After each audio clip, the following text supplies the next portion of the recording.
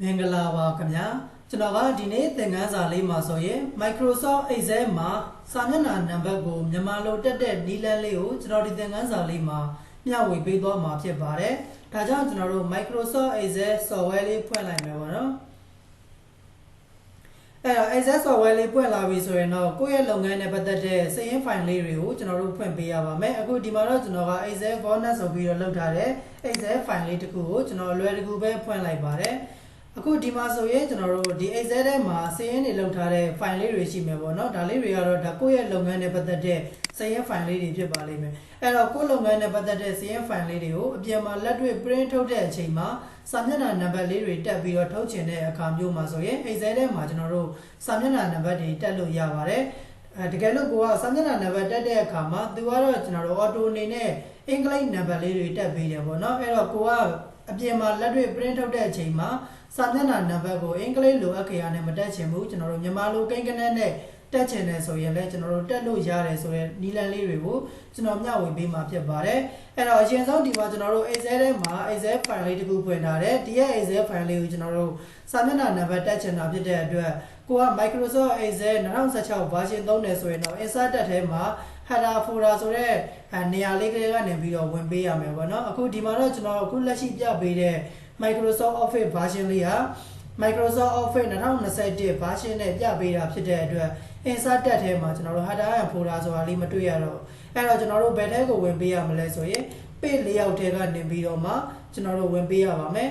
sorry ပါကျွန်တော်တို့ဒီမှာ view ထဲကနေပြီးတော့မှ page layout ဆိုတဲ့ထဲကိုဝင်ပေးရပါမယ်တကယ်လို့ကိုက view တွေကနေပြီးတော့ page layout ဆိုတဲ့အထဲကိုမဝင်တက်ဘူးဆိုရင်လည်းရတယ်နောက်တစ်နည်းနဲ့ကျွန်တော်တို့ဒီအောက်က status bar ကနေပြီးတော့မှ page layout ဆိုတဲ့နေရာလေးကိုနှိပ်ပြီးတော့လည်းကျွန်တော်တို့စာမျက်နှာနံပါတ်တွေကိုအလွယ်တကူတက်လို့ရပါတယ်အခုဒီမှာတော့ကျွန်တော်တို့ကိုက view တွေကနေပြီးတော့ page layout ကိုပဲနှိပ် status bar ကနေပြီးတော့မှ page layout ကိုပဲနှိပ်ကိုချိုင်းတဲ့နေရာကနေဝင်လို့ရပါတယ်အခုဒီမှာတော့ကျွန်တော်က page layout ဆိုတာလေးကိုအလွယ်တကူနှိပ်လိုက်ပါတယ်page layout ဆိုတာလေးကိုနှိပ်လိုက်တာနဲ့တပြိုင်နက်ကျွန်တော်တို့ဒီမှာစာမျက်နှာနံပါတ်တက်လို့ရတဲ့နေရာလေးကိုရောက်ရှိလာပါတယ် header folder တက်လို့ရတဲ့နေရာလေးပေါ့နော်အဲ့တော့အောက်ခြေမှာလည်းကျွန်တော်တို့ header folder တွေတက်လို့ရတယ်အပေါ်မှာလည်းကျွန်တော်တို့ header folder တွေတက်လို့ရတယ်ပေါ့အဲ့တော့အခုဒီပေါ်မှာကျွန်တော်တို့ header တက်ချင်လည်းတက်မယ်စာမျက်နှာနံပါတ်တက်ချင်လည်းတက်မယ်ပေါ့နော်ကျွန်တော်တို့ကဒီမှာတော့စာမျက်နှာနံပါတ်တက်ချင်တာဖြစ်တဲ့အတွက်ကိုကစာမျက်နှာနံပါတ်ကိုဘယ်ဘက်ဘေးကတက်ချင်တာလားအလဲကောင်စင်တာကနေတက်ချင်တာလားညာဘက်ဘေးကနေပြီးတော့တက်ချင်တာလားကိုကြိုက်တဲ့နေရာကနေပြီးတော့ကျွန်တော်တို့ရွေးချယ်ပြီးတော့မှအသုံးပြုလို့ရပါတယ်အဲ့တော့ဒီမှာတော့ကျွန်တော်ကနမူနာပြပေးမှာဖြစ်တဲ့အတွက်စာရွက်ရဲ့အလဲကောင်စင်တာကနေပြီးတော့ပဲကျွန်တော်တို့တက်မှာဖြစ်တဲ့အတွက်စာရွက်ရဲ့အလဲကောင်လေးမှာကလစ်နှိပ်လိုက်ပါတယ်ဒီရဲ့ header နေရာလေးမှာကလစ်နှိပ်လိုက်တာနဲ့တပြိုင်နက်အပေါ်မှာကျွန်တော်တို့ header folder ဆိုတဲ့တက်လေးတစ်ခုတိုးလာတာတွေ့ရတယ်အဲ့ထဲမှာကျွန်တော်တို့ header တွေတက်လို့ရတယ် folder တွေတက်လို့ရတယ် page number တွေတက်လို့ရတယ်ကျွန်တော်တို့ကစာမျက်နှာနံပါတ်တက်ချင်တာဖြစ်တဲ့အတွက် page number ဆိုတာလေးကိုကလစ်တစ်ချက်နှိပ်လိုက်ပါတယ်နှိပ်လိုက်တာနဲ့တပြိုင်နက်ကျွန်တော်တို့စာမျက်နှာနံပါတ်တက်ပြီးသားလေးဖြစ်သွားပါတယ်တခြားဆက်ကွက်လေးတွေမှာကလစ်ပြန်ပြီးတော့ထောက်လိုက်တာနဲ့ဒီမှာကျွန်တော်တို့စာမျက်နှာ test နဲ့ဆိုပြီးတော့မှကျွန်တော်တို့ auto ကျွန်တော်တို့ရဲ့ Excel file မှာရှိသလောက်စာရွက်အရေးလိုက်အရာကျွန်တော်တို့ဒီမှာနံပါတ်လေးတွေသူကတက်ပြီးသွားတာတွေ့ရပါတယ်အဲ့တော့နံပါတ်တွေတက်ထားတာတော့မှန်တယ်သူကကျွန်တော်တို့အင်္ဂလိပ်လိုနံပါတ်လေးတွေတက်ပေးနေတယ်ပေါ့နော်ကျွန်တော်တို့လိုချင်တာကမြန်မာလိုကိန်းကနန်း1ကိုလိုချင်တယ်ဒါအောင်မှရှေ့မှာကျွန်တော်တို့စာမျက်နှာဆိုပြီးတော့လည်းရေးချင်သေးတယ်ပေါ့နော်ဒီလိုမျိုးပုံစံလေးတွေကျွန်တော်တို့တက်ချင်တာအဲ့တော့ကျွန်တော်တို့ဘာလုပ်ပေးရမလဲဆိုရင်စာမျက်နှာနံပါတ်တက်ထားတဲ့ဒီရဲ့စာသားလေးတွေကိုဆက်လက်လေးပေးပြီးတော့မှမြန်မာကိန်းကနန်းလေးဖြစ်အောင်ဖောင်ပြောင်းပေးရပါပဲဟုံးတက်တဲ့ကနေပြီးတော့မှကျွန်တော်တို့ဒီမှာဖောင်ပြောင်းတဲ့နေရာလေးမှာပြည်ထောင်စုနံပါတ်ဖောင်လေးကျွန်တော်တို့ပြောင်းပေးရမှာဖြစ်ပါတယ်ဒါမှကျွန်တော်တို့မြန်မာအခရာကိန်းကနန်းတစ်ထွက်မှာဖြစ်ပါတယ်ဒီမှာကျွန်တော်တို့ပြည်ထောင်စုနံပါတ်ဆိုပြီးတော့ရိုက်ထည့်လိုက်တယ်တကယ်လို့မတွေ့ဘူးဆိုရင်တော့ဒီရဲ့ဘေးက down arrow key လေးကိုနှိပ်ပြီးတော့မှဒီထဲမှာကျွန်တော်တို့ပြည်ထောင်စုနံပါတ်ဖောင်လေးကိုကျွန်တော်တို့ရိုက်ရှာပေးရမှာဖြစ်ပါတယ်ပြီးရင်တော့ enter လေးခောက်လိုက်ပါမယ် enter ခောက်လိုက်တာနဲ့တပြိုင်တည်းဒီမှာကျွန်တော်တို့စာလေးတွေမှာနည်းနည်းလေးသူကပုံစံလေးပြောင်းသွားတယ်ဒါဆိုရင်ဘေးအကွက်လေးမှာမောင်ရဲ့ကာစာလေးချကြည့်လိုက်ပါမယ်ချလိုက်တာနဲ့တပြိုင်တည်းဒီမှာကျွန်တော်တို့မြန်မာလိုကိန်းကနန်း1နဲ့3လေးကျွန်တော်တို့ဝင်သွားပြီဖြစ်ပါတယ်ဒီမှာတော့ကျွန်တော်တို့ကမြန်မာလိုကိန်းကနန်း1နဲ့3လေးဝင်လာတော့မှန်တယ်ကျွန်တော်တို့ကအပြင်မှာလက်တွေ့ print ထုတ်လိုက်တဲ့အချိန်မှာ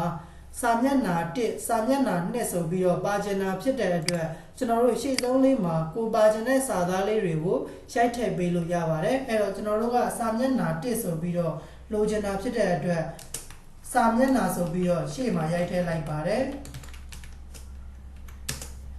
ဒါဆိုရင်တော့ကျွန်တော်တို့ဘေးအကွက်လေးမှာကာစာလေးပြန်ပြီးတော့ချကြည့်လိုက်မယ်အခုဒါဆိုရင်စာမျက်နှာ1စာမျက်နှာ2ဆိုပြီးတော့ဝင်သွားပါတယ်ကျွန်တော်တို့ Excel ထဲမှာစာရင်း file တွေရှိသလောက်အရေးအတွက်လိုက်စာမျက်နှာ1နဲ့3လေးဆိုပြီးတော့ကျွန်တော်တို့ဝင်သွားပြီဖြစ်ပါတယ်အဲ့တော့ဒီကောင်လေးတွေမှာကျွန်တော်တို့စလုံးဖောက်ဆိုင်အကြီးအသေးတွေပြန်ပြီးတော့ပြင်ချင်တယ်ဆိုရင်လည်းရတယ် home tab ထဲကနေပြီးတော့မှကျွန်တော်တို့ဖောက်ဆိုင်တွေအကြီးအသေးပြင်လို့ရတယ်ဖိုးတွေထည့်ခဲ့လို့ရတယ်ကျွန်တော်တို့ italic တွေထည့်ခဲ့လို့ရတယ်ကိုကြိုက်တဲ့ပုံစံလေးတွေကျွန်တော်တို့ design လေးတွေထပ်ပြီးတော့မှလုပ်ခဲ့လို့ရတယ်ပေါ့နော်အဲ့တော့အခုဒီမှာတော့ကျွန်တော်တို့ကစာမျက်နှာ1နှစ်ဆိုပြီးတော့ဒီပုံစံတိုင်းလေးပဲကျွန်တော်တို့ထားလိုက်ပါတော့မယ်ပြီးရတော့ကျွန်တော်တို့နောက်ထပ် folder ဆိုတဲ့နေရာလေးမှာလည်းကျွန်တော်တို့ကိုတက်ချင်ရာလေးတွေတက်လို့ရတယ်အဲ့တော့ဒီမှာတော့ကျွန်တော်တို့ folder လေးတွေကိုဝင်လိုက်တယ်အဲ့ဒါ folder တွေကနေပြီးတော့မှကျွန်တော်တို့ဒီမှာ current date လက်ရှိကျွန်တော်တို့ရောက်နေတဲ့ date ကိုတက်ချင်တယ်ဆိုရင်လည်း current date လေးကိုအလွယ်တကူနှိပ်ပေးလိုက်ရုံပါပဲဒီဘက်ပေးလေးမှာတော့ကျွန်တော်တို့ current time ဆိုတာလေးတက်ချင်တယ်ဆိုရင် current time တစ်ခါလေးတက်ပေးလို့ရတယ်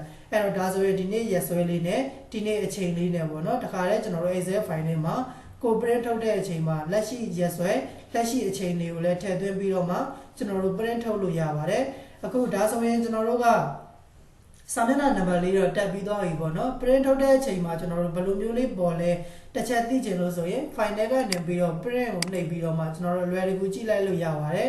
အခုဒီမှာဆိုရင်ကျွန်တော်တို့စာမျက်နှာ1အောက်မှာလည်းအချိန်တွေရက်စွဲတွေတခါတည်းသူဟာ auto folder အနေနဲ့ထည့်ပေးသွားတယ်စာမျက်နှာနံပါတ်လေးလည်းတက်ပြီးသားလေးဖြစ်သွားပြီပေါ့နော်အခုလောလောဆယ်ကျွန်တော်တို့ဒီရဲ့ Excel file မှာprint ထုတ်မဲ့အနေထားမှာဆိုရင်သူက Excel စာရွက်ကြီးကအ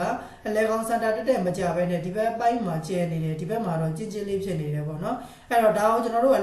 လဲကောင်စင်တာကြအောင်ဘယ်လိုမျိုးချိန်ရမလဲဆိုပြီးတော့မေးထားတဲ့သင်တန်းသားလေးတွေလည်းတွေ့ရတဲ့အတွက်ကျွန်တော်တစ်ချက်ပြောပြပေးပါမယ်ဒီရဲ့ကျွန်တော်တို့ Excel ထဲမှာ Excel file ကိုအလဲကောင်စင်တာတက်တက်လေးကြအောင် print ထုတ်ချင်တယ်ဆိုရင်တော့ကျွန်တော်တို့ဒီမှာဒီနေရာလေးတွေမှာတော့ပြင်ပေးရမယ်ပေါ့နော်အဲ့တော့ကိုက A4 စာရွက်နဲ့ထုတ်ချင် A4 ကိုပြင်ပေးလိုက်မယ် margin တွေကိုလည်းကျွန်တော်တို့ကိုကြိုက်နဲ့တက်တဲ့အချိန်ပေးလိုက်မယ်အခုဒီမှာတော့မချိန်တော့ပါဘူးတကယ်တမ်းပြင်ပေးရမှာလေးကကျွန်တော်တို့ဒီမှာ no scaling ဆိုတဲ့နေရာလေးတွေကနေပြီးတော့ဝင်ပြင်ပေးရမှာဖြစ်ပါတယ် no scaling တွေကနေပြီးတော့မှ custom scaling option ဆိုတဲ့အထက်ကိုကျွန်တော်တို့ဝင်ပေးပါမယ်ဝင်ပြီးတော့ပြီဆိုရင်တော့ margin ဆိုတဲ့အထက်ကိုဝင်ပေးပါဒီရဲ့ margin ဆိုတဲ့နေရာလေးမှာကိုကပတ်လေ margin လေးတွေလည်းကိုကြိုက်နဲ့တက်တယ်လို့ပြင်လို့ရတယ်တကယ်တမ်းပြင်ပေးရမယ့်နေရာလေးကဒီမှာ set down on page ဆိုတဲ့နေရာလေးပါ horizontally ရှိမယ် vertically ရှိမယ် horizontally ဆိုတာကတော့ကျွန်တော်တို့ဒီမှာသူ့ကိုရွေးလိုက်တယ်ဆိုရင်အလဲကောင်စင်တာလေးကိုကျွန်တော်တို့တက်တက်လေးရောက်သွားတာတွေ့ရပါတယ် vertical ဆိုတော့သူကစာရွက်ရဲ့အလဲကောင်စင်တာလုံးဝအလဲကောင်စင်တာကိုကျပေးသွားတာကိုတွေ့ရတယ်အဲ့တော့ကိုကစာရွက်ကြီးဒီဇာတ်ဖိုင်ကြီးကိုစာရွက်ရဲ့လေကောင်စင်တာတက်တက်ကိုလိုချင်တယ်ဆိုရင်တော့ horizontally ရော vertically နှစ်ခုလုံးရောကျွန်တော်တို့ဒီအမှန်ချင်းလေးပေးထားရပါမယ်ကိုကအလဲကောင်စင်တာတက်တက်မလိုချင်ဘူးဇာတ်ဖိုင်လေးကိုပဲအလဲကောင်လေးမှာလိုချင်တယ်ဆိုရင်တော့ horizontally ဆိုတဲ့နေရာလေးမှာအမှန်ချင်းလေးပေးပြီးတော့ okay လေးနှိပ်လိုက်ရပါမယ်ဒါဆိုရင်တော့ကျွန်တော်တို့ဒီမှာတစ်ချက်ကြည့်မယ် Excel ကျွန်တော်တို့ preview ကြည့်တဲ့နေရာလေးမှာဇာတ်ဖိုင်လေးကအလဲကောင်စင်တာတက်တက်လေးကိုကျွန်တော်တို့ရောက်ရှိသွားပြီဖြစ်ပါတယ်အဲ့တော့စာမျက်နှာ1ဒီဘက်မှာကျွန်တော်တို့စာမျက်နှာ2 3 4ပေါ့နော်ဒါဆိုရင်ကျွန်တော်တို့ Excel ထဲမှာစာမျက်နှာနံပါတ်ကိုမြန်မာလိုတက်တဲ့ဒီလန်လေးကိုကျွန်တော်တို့နားလည်လောက်ပြီးလို့ထင်ပါတယ်ကိုကိုယ်တိုင်လက်တွေ့လိုက်ပြီးတော့မှလေ့ကျင့်ကြည့်ပေးပါအကယ်၍ကိုကိုယ်တိုင်လေ့ကျင့်ကြည့်တဲ့အခါမှာမရတဲ့နေရာလေးတွေရှိတယ်ကျွန်တော်သင်ပေးတာနားမလည်လိုက်တဲ့နေရာလေးတွေရှိတယ်ဆိုရင်လည်းကျွန်တော်ကိုပြန်ပြီးတော့မေးမြန်းပေးလို့ရပါတယ်အခုဒီမှာကျွန်တော်တို့စာမျက်နှာနံပါတ်တက်ပြီးသွားပြီးတော့ဟုတ်တယ်ကျွန်တော်တို့ပုံမှန်စာရေးတဲ့နေရာလေးကိုပြန်ပြီးတော့ရအောင်ထားခြင်းနဲ့ဆိုရင်ဒီရဲ့အောက်က standard bar ကနေပြီးတော့ normal ဆိုတာလေးကိုပြန်နှိပ်ပေးလို့ရတယ်ဒီလိုမှမဟုတ်ဘူးဆိုလဲကျွန်တော်တို့ view ထဲကနေပြီးတော့မှ normal ဆိုတာလေးကိုပြန်ပြီးတော့နှိပ်ပေးရပါမယ်ဒါမှကျွန်တော်တို့ပုံမှန်ဇာတ်ဖိုင်အနေနဲ့အလုပ်လုပ်တဲ့နေရာလေးကိုပြန်ပြီးတော့ရောက်ရှိသွားမှာဖြစ်ပါတယ်အခုဒါဆိုရင်အားလုံးနားလည်လောက်မယ်လို့ထင်ပါတယ်ဒီသင်ခန်းစာလေးကိုကျွန်တော်ဒီမှာပဲရှင်းနာလိုက်ပါမယ်ခင်ဗျာအားလုံးအဆင်ပြေကြပါစေ